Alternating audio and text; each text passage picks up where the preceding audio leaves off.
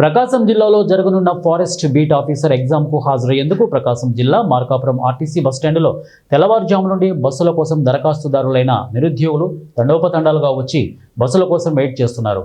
నిరుద్యోగులకు ఆర్టీసీ అధికారులు సకాలంలో బస్సులు ఏర్పాటు చేయకపోవడంతో అభ్యర్థులు అధికారులపై అసహనం వ్యక్తం చేస్తూ ప్రత్యామ్నాయ మార్గాల కోసం అభ్యర్థులు వేచి చూస్తున్నారు. ఇదే అదునుగా భావించిన ప్రైవేటు వాహనదారులు ఏకంగా ఆర్టీసీ బస్టాండ్ ప్రాంగణానికి చేరుకొని ఒక్కొక్క టికెట్కు 400 రూపాయలు ఛార్జీ వసూలు చేస్తున్నారు.